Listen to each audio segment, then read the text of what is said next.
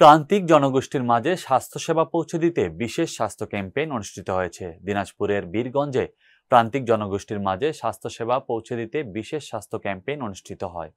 সকালে good neighbours Bangladesh Birganj community development প্রজেক্টের আয়োজনে স্বাস্থ্য ক্যাম্পেইনটি অনুষ্ঠিত হয়।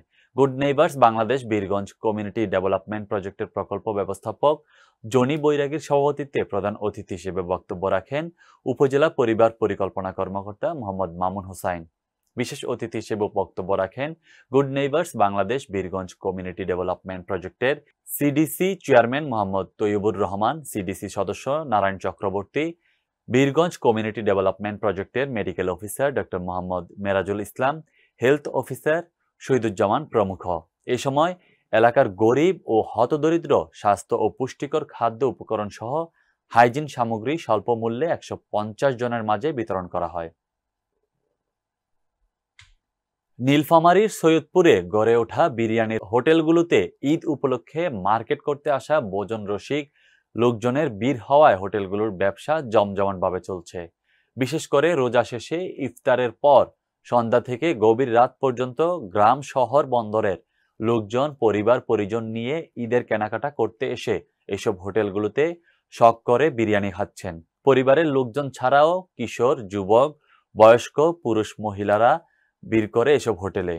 কথা হলে হোটেল মালিক ও গ্রাহকেরা জানান, দাম কম ও খাবার সুস্বাদু হওয়ায় এসব হোটেলে ভিড় প্রতিদিনই লেগে থাকে।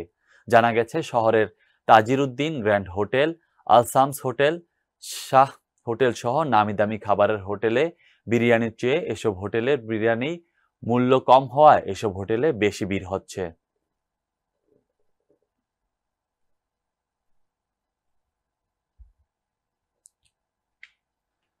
পটুয়াখালীর কলাপাড়ায় প্রতিবেশীদের বিরুদ্ধে একটি বসতবাড়িতে দুর্ধর্ষ চুরির অভিযোগ উঠেছে। সালমা বেগম নামের এক নারী আহত হয়ে হাসপাতালে ভর্তি হয়েছেন। সোমবার দিবাগত রাতে উপজেলার নীলগঞ্জ ইউনিয়নের মোস্তফাপুর গ্রামের আয়ুব আলী ফরাজের বাড়িতে এই ঘটনা ঘটে। আয়ুব আলীর স্ত্রী সালমা ও পুত্রবধূ মারুফার অভিযোগ, গতকাল রাত 11টার দিকে তারা রাতের খাবার শেষে ঘুমিয়ে পড়েন।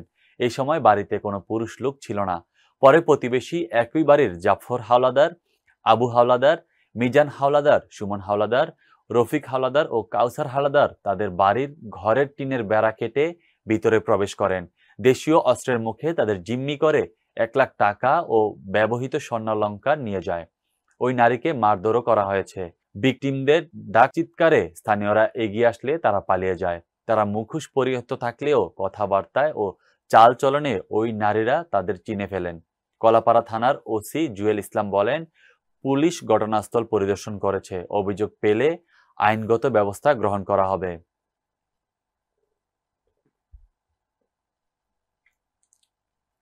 ভোলার তজিমুদ্দিনে বিচ্ছিন্ন চর মোজাম্মেলের যাত্রী পারাপারের আধিপত্য বিস্তারকে কেন্দ্র করে দুই পক্ষের মধ্যে সংঘর্ষে 6 জন আহত হয়েছে। গুরুতর আহত একজনকে উন্নত চিকিৎসার জন্য জেলা সদর হাসপাতালে প্রেরণ করা হয়।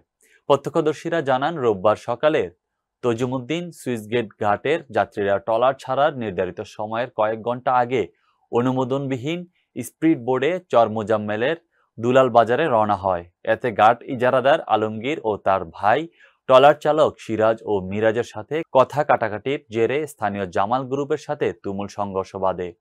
এতে ট্রলারের মাঝি রাকিব, মিরাজ ও সিরাজ আহত হয়। অতঃপর জামাল গ্রুপের মনির সহযাত্রীদের সাথে স্পিড যোগে চর মোজাম্মেলে পৌঁছালে সেখানে আলমগীর গ্রুপের লোকজন পাইপ দিয়ে হামলা চালায়। এতে মনির গুরুতর জখম হয়।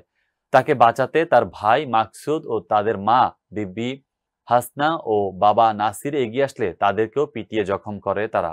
গুরুতর আহত মনিরকে উন্নত চিকিৎসার জন্য ভোলা জেলা সদর হাসপাতালে প্রেরণ করা হয়। নৌপথে নির্বিঘ্নে চলাচলের জন্য অনুমোদনবিহীন ও ফিটনেসবিহীন নৌযান বন্ধ করা সহ শাস্তি বজায় রাখতে অবিলম্বে স্থানীয় প্রশাসন ও নেতৃবৃন্দের হস্তক্ষেপের দাবি সাধারণ যাত্রীদের।